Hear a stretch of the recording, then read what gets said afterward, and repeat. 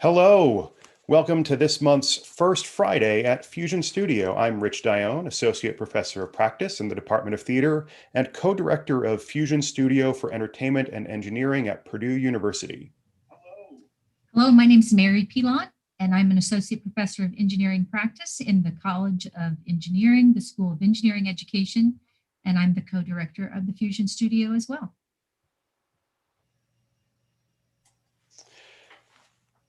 We are pleased to welcome you here for our First Friday at Fusion Studio.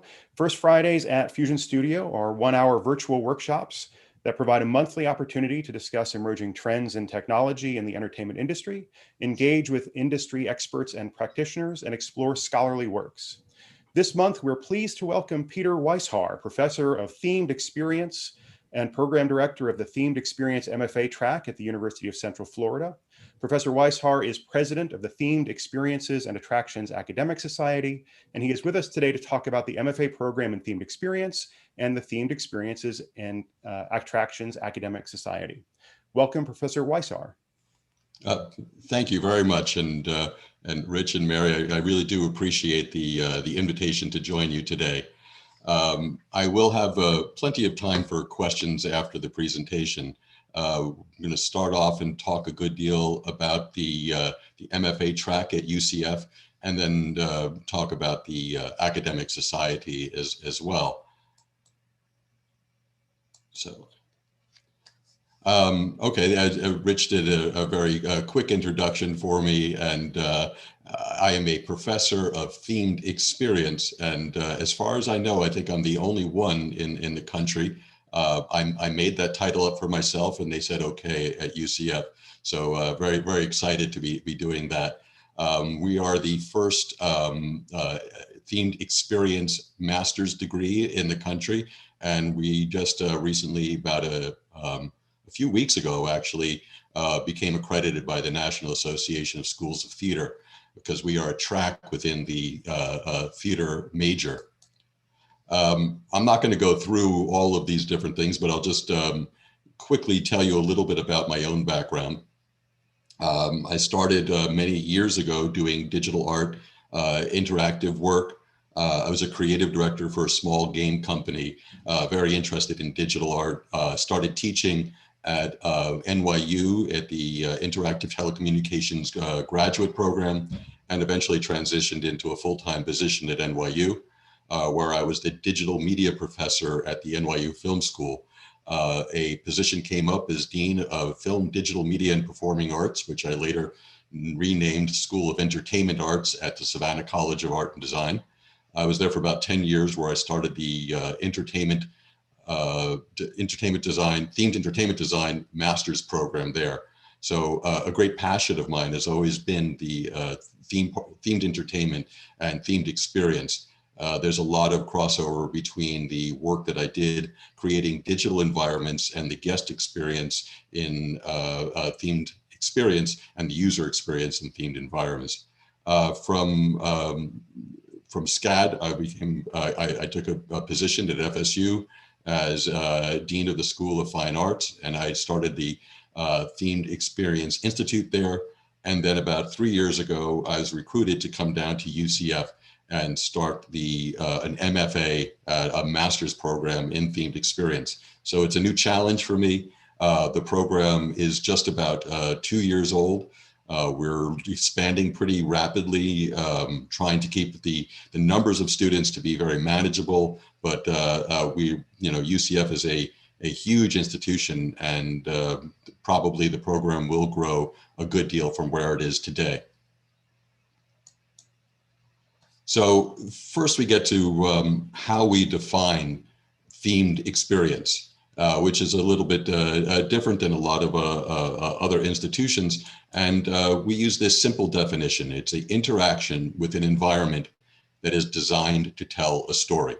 So it is the conveyance of narrative through a sense of place, and through the movement through that space, and of course through the interaction with that.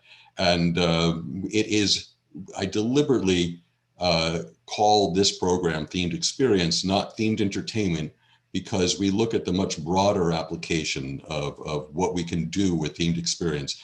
And I look at it, and my students as well, as a unique form of communication and a unique art form at that. So obviously, when we think of themed experience, we think of these theme parks. And a theme park is in many ways a quintessential and great, without it, and maybe the iconic example of a themed experience. Walt Disney was one of the greatest storytellers of the 20th century. He was brilliant. He used technology to convey and inspire and convey narrative. And he was a master at the utilization of the film techniques that he learned as a director to create compelling spaces and to create the movement of a guest through a space, just like a camera moves through a film environment. So without a doubt, this is many of my students focus on the theme parks, and of course we're in Orlando too. So that is a big part of the program. This is just some examples. When we think of theme parks, we always think of the adaptation of IP. In this case, two of the most successful film franchises, where you're looking at the Harry Potter series that Universal has created, the Wizarding World of Harry Potter, and these is a concept sketch for the Black Spire Outpost of Star Wars. And this is a lot of the kind of work that we'll be doing, and we do in the program and study, and many of the people that we have teaching in the program have worked on both of these projects. But we try to go branch out from there, and you're seeing two examples here. On the left side of my screen is the Museum of Ice Cream, which is kind of a pop-up experience, about a 45-minute guest experience there. And on the right is a very famous themed experience called the House of Eternal Return, and that is created by an artist collective called Meow Wolf. It is in Santa Fe. It is wildly successful. George R.R. Martin was one of the financial backers of this House of Eternal Return. Meow Wolf is now opening venues in Las Vegas and I think Denver, and they have plans for many more of them. And it really is a kind of an alternative space, but it is storytelling. There's the obvious application of themed experience to retail and dining. These are two highly themed restaurants here, but you can see that in some things that are not as highly themed as well, but without question, retail deals with a successful retail is a themed experience. Many successful restaurants are themed experiences as well. When I talk about the broader application, we're talking about zoos, aquariums, gardens, many different applications of theming that work extremely well.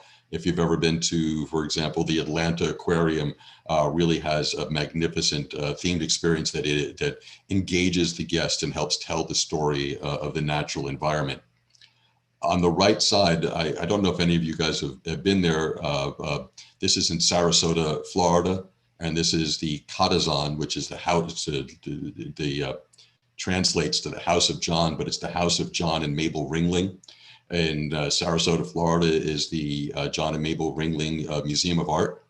And in my position at FSU as the Dean of the Fine Arts, we oversaw the Ringling Museum.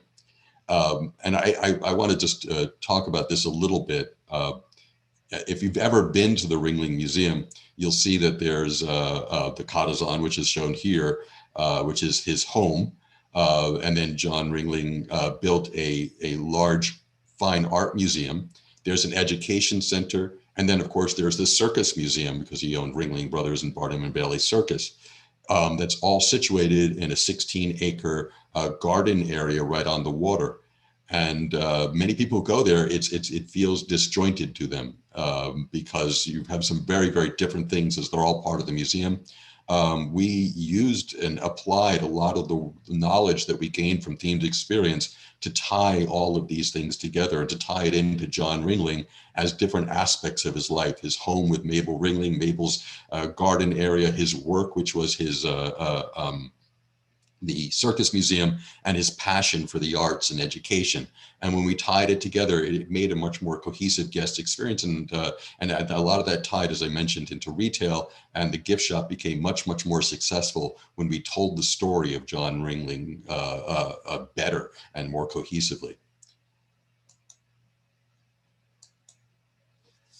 So here we just have a little quick description of the program at UCF. UCF MFA in Themed Experience teaches the unique creative production skills, process, and concepts utilized to design and produce themed environments, such as theme parks, zoos, aquariums, themed retail, dining, museums, virtual worlds, and exhibitions. What you're looking at there is Imagineer, right in the center is Joel Torme, who's does what he calls character plaster or rock work for Walt Disney Imagineering, and he's teaching a rock work class. Our program in Themed Experience is not all things to all people. We generally accept visual artists into the program, and we try to also accept writers and producers. We emulate the same kind of proportions that you'd see in the in industry. So the majority of people we're bringing in are visual artists, but then we'll bring in maybe 1 to 5 writers and producers as well. And that's really the skill sets that we're looking at developing within our Themed Experience program.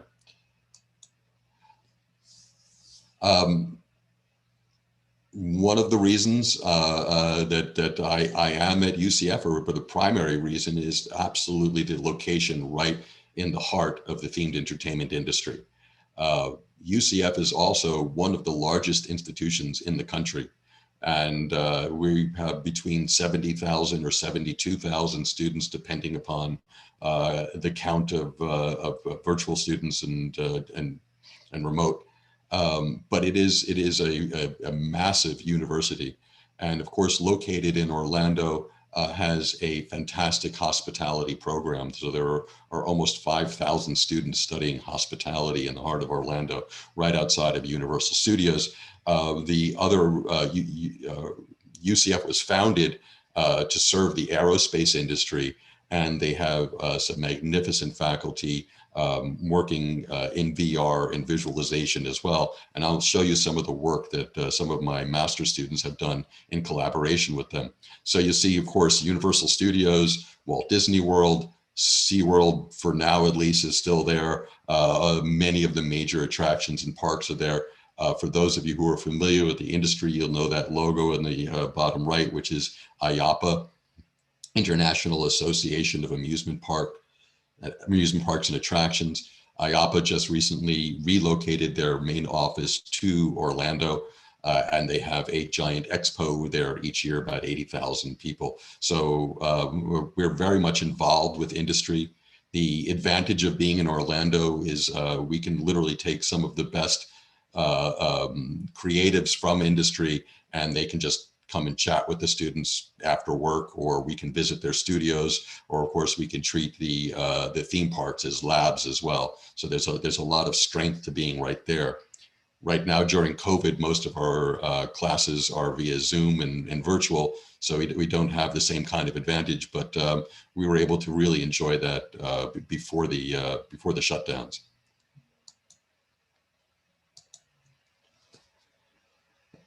Here I have a couple of slides just on the structure of the program. And as I mentioned, we are a track within theater.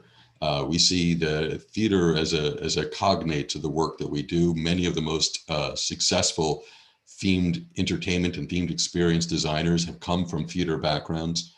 We do see ourselves as a separate discipline and springing from that, but there's a lot of skill sets that are that overlap. Just as in the fact that you have live theater overlaps with film a great deal with the skill sets. Dramatic writing will overlap with creative writing, etc. So we start off, and it says required courses 45 hours. This program is a 61 credit hour program, so it does have electives, and it has some other things that I'll show you on the next slide. We start off with a research methods class, which is pretty typical of just about every master's program is going to have a research methods. Of course, we focus our research methods on themed experience and scholarly works. Careers and themes experience really comes towards the end of your academic experience at UCF, and that's going to deal with portfolio preparation and preparation for thesis. I don't know if it's easy for you guys to see on your screens, but kind of the pinkish classes are standard theater classes: period, costumes, architecture and decor, design seminar for theaters, storytelling as a theatrical art form, and theater practicum are all ostensibly standard theater classes that you'd find in many different institutions. Then you have kind of a core of studio classes that are the differentiation that creates this as a themed experience degree. And the seminar, themed experience seminar, I'll show you some of the work from that class in a few minutes. And that provides overview and context for themed experience. We start all the way back with ancient Egyptian temples and talk about religious structures as being one of the first themed experiences. If you look at a religious structure, it is built for a specific purpose, which is to convey the narrative of that and convey the doctrine and facilitate the rituals of a religion. So it tells a story. We have visualizing themed environments, which is really a 3D class that's helping people render and create visuals and express themselves through art and create their environments that way, communicate the environments. And then you're looking at these three classes: small project studio, immersive experience studio, and collaborative project studio. The small project studio, they're going to be, well, the first class that was taught by adjunct professor Aram Eben, and he is one of the principals at EXP, which is a very large design build firm, and he runs the Orlando studio. And the small project studio, we all went out to kind of a Taco Tuesday night food truck, and everybody went to dinner there. And then the first assignment was designing a food truck and designing a themed food truck. So when we look at a small project studio, we're really talking about limiting an experience where the guest interaction might only be maybe 5 minutes to 20 minutes or so. So it could be a cart, it could be a food truck, it could be a small restaurant, it could be whatever it is that is a limited interaction. Immersive experience studio, we're talking about immersion into a single experience, a single story. And that might be something like a themed restaurant. So you're talking about a single story, a standalone place that is immersive, and your guest interaction might be from 45 minutes to maybe an hour and a half or so. Collaborative project studio is in many ways the capstone of the studio classes. And that is being taught by Patrick Brennan, who was Senior Vice President of Walt Disney Imagineering worldwide, in charge of every Imagineer outside of the Design Center in Glendale. That collaborative project studio, either the whole class or maybe they might split into two, is going to work on a very large project. And there we're really going to be emulating the professional environment, and students are going to take on the different roles that they would in doing a large project like that, and produce a single piece or maybe two pieces for the whole class. And then right under there you see theater practicum, which is is a standard theater class. In the third year, you see here, you have your CAH is College of Arts and Humanities. HMG is hospitality management. So you get to choose electives either in hospitality or in the College of Arts and Humanities. And then you'll see the thesis. The concept of doing the thesis, of course, in the MFA is to create an original piece that informs and adds to the body of work in the field. So it is the opportunity for a student to actually create something that is theirs, to express their unique vision through the art form of themed experience. And then you'll see down at the bottom, we leave an ample amount of credits for internships. We're here in Orlando. We're in the heart of the industry, the internationally recognized hub. The pre-COVID, and I don't know what it's going to be like afterward, but there was just so much opportunity here, not just in the big shops like Universal and Disney, but there are literally hundreds of different smaller firms ranging from 20 up to 200 people that do excellent work right in Orlando. So there's a lot of professional internship opportunity. We want students to get out there and learn from the experts in the field. So here I mentioned the religious structures, and I want to show you just this is the very first assignment they're getting in the very first class, which is Themed Experience Seminar. So it's design a place of worship or other religious environment that tells the story of a specific religion. The environment you design must be based upon the doctrine and canon of the actual religion. You can choose a currently practiced religion or one that is no longer observed. However, the environment you design may not be based upon traditional or existing structures or iconography associated with the religion you choose. Your designed religious environment must convey the narrative, the story of the religion through form, proportion, interaction, scale, and visual aesthetic.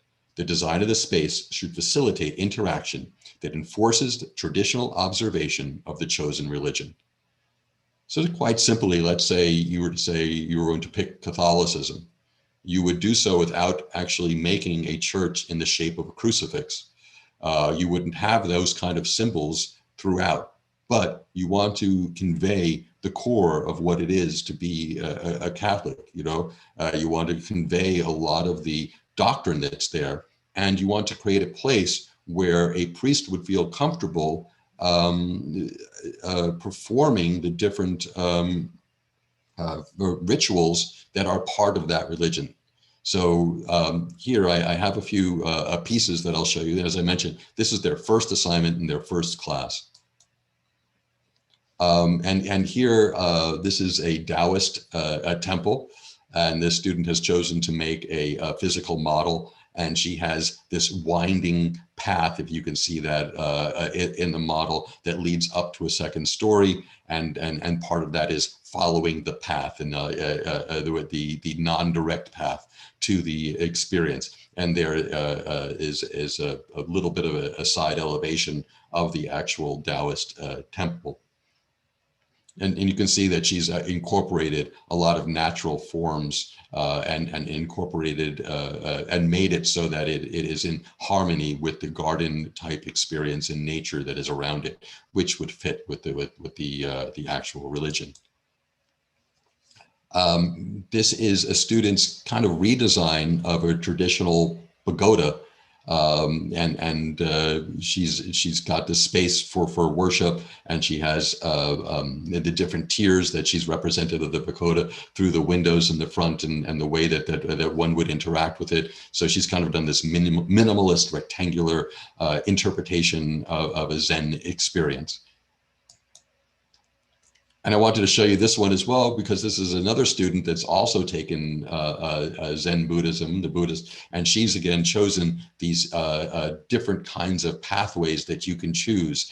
And she's really created a space for meditation where you wander and choose your path. And then at the end of each one of these paths is a place for meditation, where she created what you call these pergolas, where you'd sit and within nature.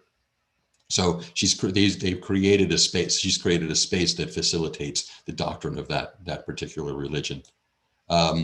Here is a Baha'i temple.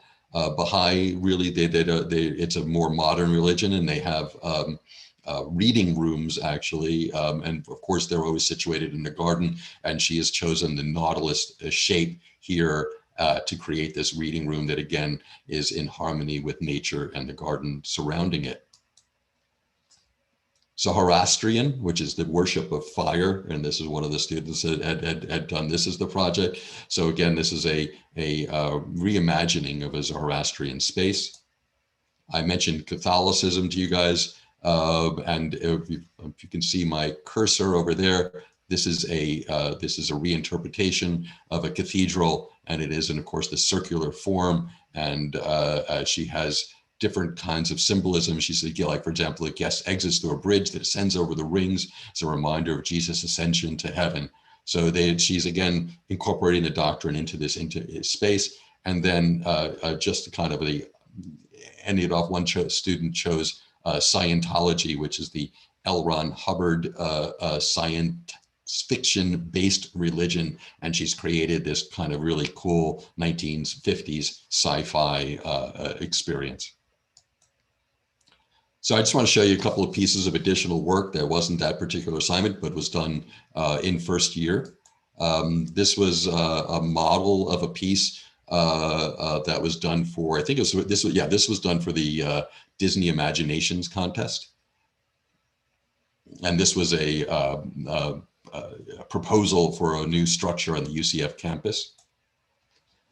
I'd mentioned to you the incredibly strong VR work that's being done at UCF, and this is a collaborative project between a few of my students and the lab run by Carolina Cruz-Niera, who was the inventor of the cave system, and she came to UCF last year, and this is part of an interface that the students are working on. And so this is the interior of the environment, which is it's supposed to be a space colony, and then that is the exterior. So you can see that that's a kind of a monorail that leads into that.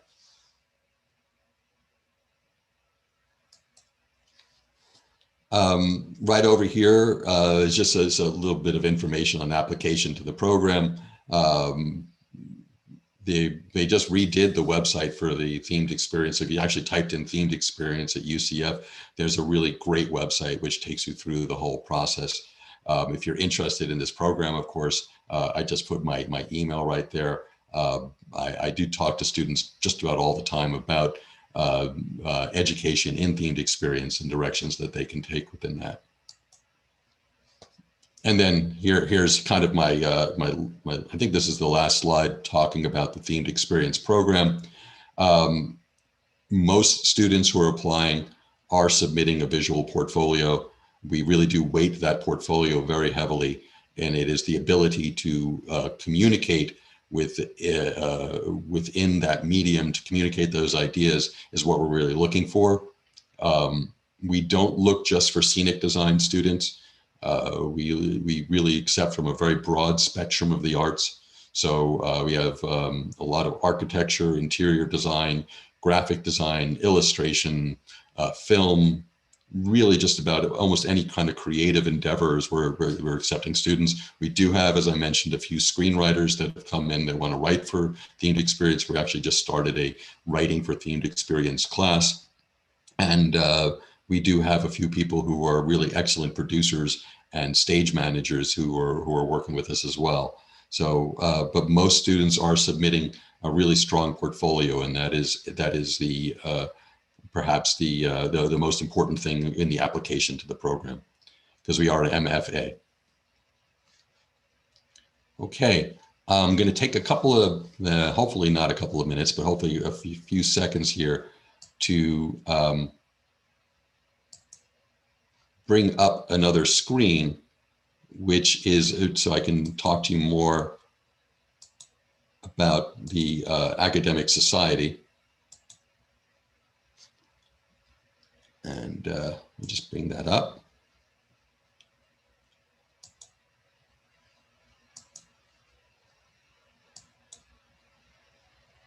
Okay, hopefully everybody can see that. If you're not, well, maybe you can just pipe in and let me know, but there should be a screen showing our website there. So about 4 years ago, me and probably another 3 or 4 institutions, Carnegie Mellon, I think Cal Arts in California, and maybe I went in one other institution. We realized that a lot of us are teaching some pretty similar kinds of things, and we're all really working within themed experience. We saw there was a need for an academic society, not just for the fact of sharing information, but also for faculty to publish their work, especially those who are on tenure tracks, to be able to have an outlet and to have a peer review for their work, to have a journal that they can publish in, to have a symposium where they can become, where they can meet a lot of the other academics in their field. And this was really how I met Rich and Mary, was their connection through this and their interest in it, and the work that they're doing with Fusion Studio and the work that we're doing with the Themed Experience and Attractions Academic Society has some great similarities. So you guys, this is a brand new website, and I was just telling them that you're the first group to actually see the website. So we had I have shown it to a few individuals in the past, but you're the first actual. This is the coming out party for our website. We have a general meeting on the 20th. And that's going to be about noon, and I'll talk to you guys about that if you're interested in the work that we're doing. I just do see a question here. Are we associated with the Themed Entertainment Association? I'm on the board, or the Eastern Division Board of the Themed Entertainment Association. We have we have a lot of academics who are interested in that. We have a great relationship with them. We're not really associated with them because the TEA is focused on industry. And when we were talking to them about the needs and for publication and for the needs that the academics have, they really felt that we were in some ways not directly a part of the mission of communicating and creating an industry association. So it was actually, it's better for us to be a separate place. So here's just a little bit of the, I'm not going to read this out loud here, but there's the different things we do, and this is kind of our about us. If you're on the website, which is the teaacademicsociety.org, you can click the Join Us button here, and I believe there's one over here, a way to join, so you can become a member. I mentioned to you we have a journal, and hopefully this will pop up well. Okay, so that's the JT's journal, which is the Journal of Themed Experience and Attraction Studies. That is a peer-reviewed journal, and it is we have our first issue, which came out in 2018. We are now preparing and have done a call for the second issue, so we're pretty much on a biannual publication. But there's some great articles in here as well.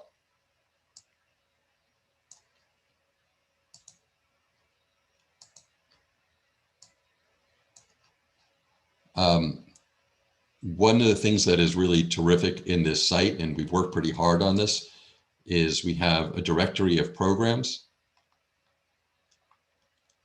And for example, there's yours, there's Purdue. And there's my program that I just talked to you about. And there's the Rosen theme park and attraction management at the hospitality. So this is, as far as we know, is the most complete listing of programs internationally that teach in this subject matter. You see Ryerson is of course Canada.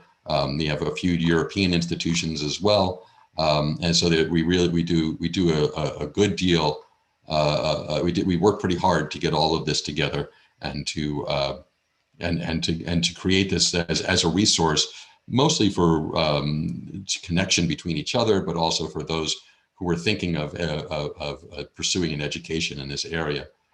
And then we have over here, this is just the leadership and these committee members, but this is the last little piece I want to show you. And here you have a directory of every member of the academic society. I like the fact that we have 199. We don't have the 200th member yet. I don't know if we're gonna do a little celebration for that or not, but it's all a searchable directory.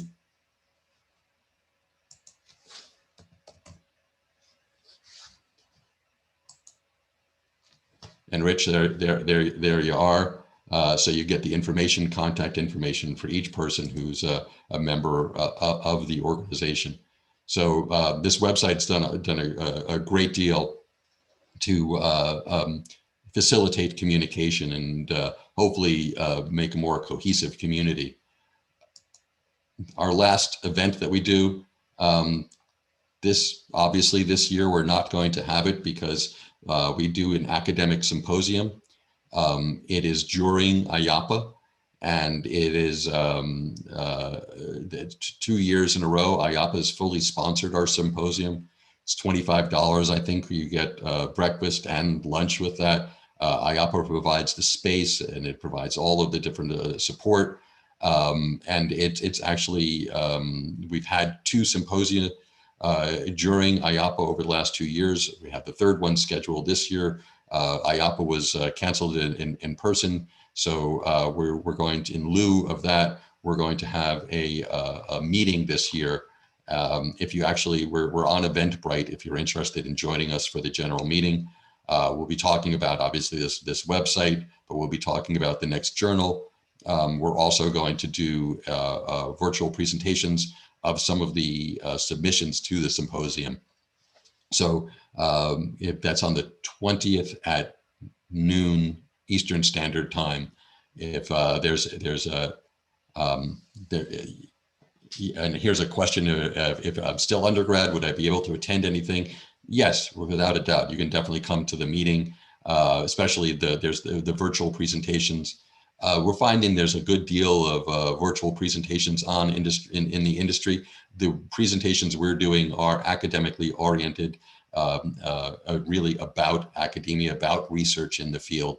So it is probably a good deal of interest to graduate students and other academics, but definitely undergrads might get something out of it as well. I told Rich and Mary that I was going to be about 40 minutes. I'm 38 minutes, so I'm a couple minutes early. I'd be glad to talk to you guys about if there are any questions on the programs we're doing or any of the work that we're doing in academia. I'd be glad to answer that now. I'll stop sharing here, and maybe we'll just make it a little easier.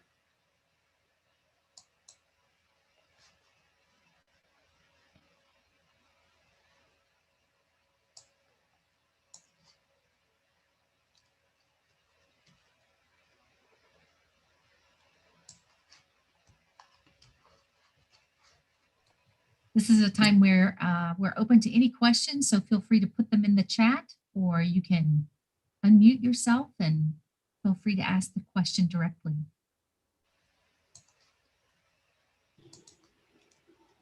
Looks like we haven't gotten quite on the website to where you can join on the website, because those links aren't fully functional yet. So how would someone join? There is, oh, here, let me see if I can share that again. So that's not fun. So yeah, as I said, you guys are the debut, so I don't want to, it might not be all working perfectly. But we also have, is that sharing right there? There's a LinkedIn page too, if that pops up, hopefully. So we have a LinkedIn group, and that's just pretty easy to ask for, to request to join the LinkedIn group. You could do it that way. By the way, there's the Zoom meeting that we're having on the 20th. So if you went to our Themed Experience and Attractions Academic Society on LinkedIn, you could join the LinkedIn that way. Or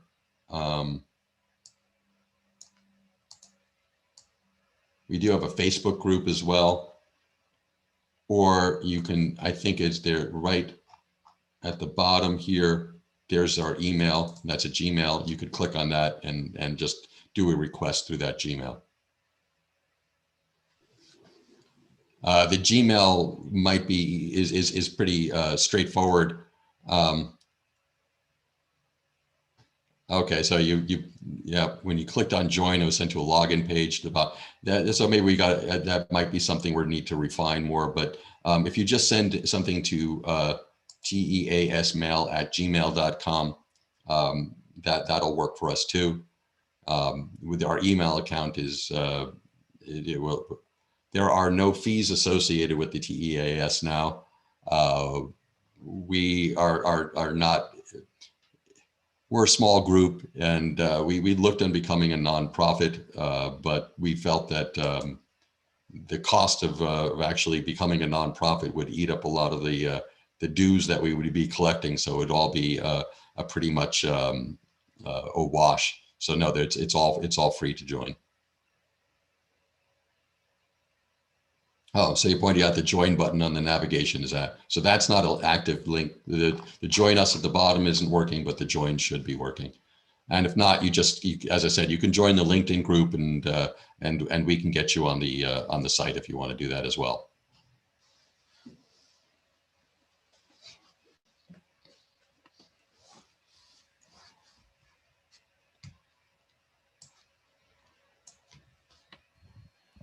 Hi, I had a question. Can you hear me? Sure. Yes, I can. So my name is Kayla. I'm actually from the University of Nevada, Las Vegas, and I got this registration link from a student or a group of students that I met from Purdue University. Over the summer, I went to one of their symposiums, and I learned a lot from the symposium, and I'm really grateful that she shared this event with me. Because like UNLV isn't on that list of directories that you have on the website. So I was wondering, like, how do you go about finding the universities that have entertainment programs? We did a general call to the universities, and we sent out about 200, 300 emails to different places. And we did actually send to UNLV to a few of the professors and ask for responses to fill in the survey. And they didn't. We, on programs that we knew about, we actually went in and filled in the work and then sent it to somebody and said, is that okay, what we've done? But it's really just a matter of, we just need to get a contact information at UNLV of whoever's running the program there, and we can work with them and get it up and running.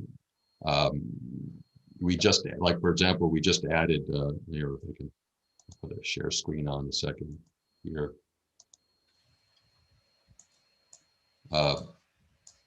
In the directory of programs here, for example, Sheridan College contacted us and said that they're working on a program that they haven't implemented yet.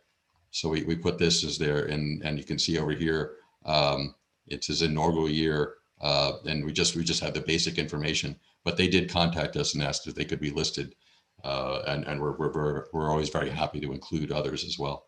Mm-hmm. Okay, yeah, the program we have right now, UNLV, it's fairly small in my opinion. Like, we only have, I think, 3 full-time faculty members, and all our other professors are shared with the other departments. So maybe that's why you weren't able to get a response. But so just to make sure, undergraduates can join this group, correct? Yes, in the member directory, I'm still sharing there. If I go to that, you'll see that maybe there are different categories of here. This I know as a student. Mm-hmm. So here, it should list her as she's actually at Universal as well. But there are certain people that are listed as students. So we have 3 different kinds of membership. We have an associate membership for people who are in the field. We have the full membership, which is for faculty who are teaching in the subject, and then we have student memberships as well. There isn't much of a differentiation between the two. It's just a way that people can identify and understand who's doing what. Okay, thank you. This is really great. There's actually a few more questions in the chat too. Oh, there are. Okay. Yeah, thank you. What do you believe are the most critical skills for students graduating from your program? It appears this student allows a large amount of variation in your career options. Are there particular careers that you're designing the program for, or is the intention to keep the program broad enough to support a wide variation in job options? So what do we believe are the most critical skills? Really, we're talking about the ability to communicate the ideas that you have. Sometimes we're talking to the students and they'll tell us, I have great ideas, and you say, can you show us? And I can't draw, I can't write, when we're looking at a portfolio, we're saying, is this person able to express themselves either in writing or through visual art through their portfolio?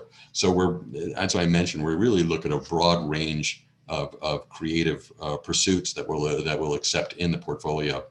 And when we're graduating students, really most of them are going to be in the design area. They'll really be designing and creating those environments, that themed environments, producing, which is of course very important, is still a creative field, or writing. So we really produce maybe mostly two kinds of students: the artist / designer, or the producer writer. So we're not looking, if you were interested, and we do get students who say they're really interested in operations. And while we do have a few classes in operations, we feel that's really very, very important. That's not the kind of student that we're graduating, and that's not the kind of training that we're doing.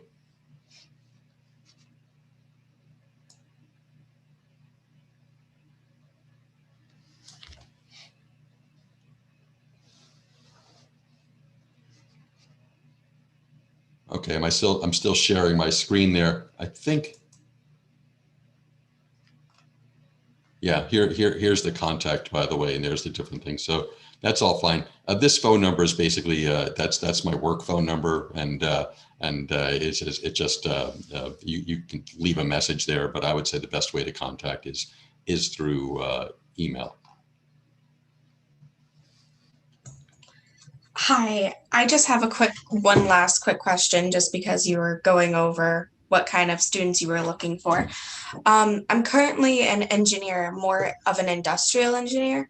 Would this type of program help me kind of look for something in that type of role? Or is this more for the architects and artists of kind of like Imagineering per se? I have 3 engineers in my program now. One of them was structural engineering and architecture, to be quite honest with you. The drawing that I showed you of that map that was the Buddhist experience, whatever, that's an engineer. So she's an engineer who drew that. So most of these engineers do have some artistic talent as well. So we're not going to focus a good deal on the engineering aspect of it, but these are people who want to take their engineering expertise and apply it to a themed environment, apply it to storytelling. The same is true. We find there's, if you're trained as an architect, you're trained as an engineer, there's a certain way of thinking and approaching a problem. We teach a different way of approaching that problem. I tell you, you spend about 3 years learning how to tell stories through creating environments. And it sounds very simplistic, but then you think of film school, if I'd say you're going to spend 4 years learning how to tell stories through film, it can be extremely complex, but the way that we start our education is really story first, creative first, and then coming up with solutions that are expressing that, whether it be through engineering, whether it be through architecture or design. But I would say the people that we have who are engineers also have the visual art acumen as well. So would you recommend, I know I'm still an undergraduate, would you recommend me trying to find some courses that would help build my visual arts repertoire if I were to apply for this I would say master's? the people that I've seen who were successful, the engineers, that they've submitted floor plans and elevations of structures that they've designed, and that would be something that would be. Now you're an industrial engineer, or you're? Yeah, I'm industrial. And you're thinking of like ride design. Is that what your focus would be? Optimization of queue layout. That's not so weird, actually. We have an expert in queue layout at UCF. His name is Bill Zanetti, and he teaches courses on exactly that. And God, he would just talk to you for a couple hours on it if you wanted. See, I go to University of Illinois, so whenever I say that, no one really understands what ride layout is and optimization of ride layout. Yeah, but that's an important part of it. And there's a certain technical aspect that you would get in your undergraduate degree that would not be duplicated in the master's program that we have, and that is primarily creative. But that's why we leave a lot of room for electives and taking courses in other parts of the university. So yes, that sounds, if you were to, but I think what you really need to do is figure out a way to visualize how you would approach the problem of queue layout and ride layout and whatnot. So I assume you're using 3D software and use SolidWorks, I'm guessing. We use Inventor and Fusion, actually. Okay. I mean, you could even just pick up SketchUp and show how you would apply that to particular environments. Definitely. Awesome. Thank you. Sure.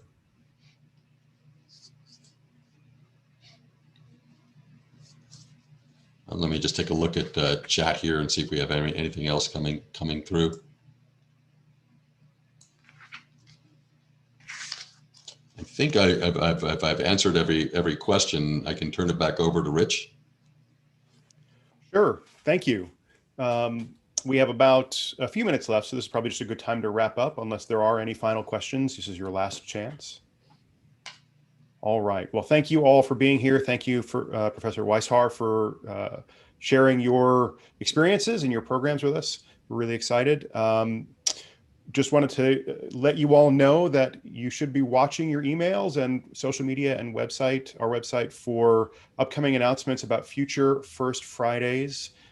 We have some exciting things that are just not quite lined up enough for us to make an official announcement about, but we can tease that we are in some exciting conversations with engineers at Wenger J.R. Clancy, at Schuler Shook, and also at Thornton Tomasetti, and we hope to be able to announce some First Fridays with them in the next few months. In the meantime, stay tuned, and we will be with you again maybe in about 4 weeks.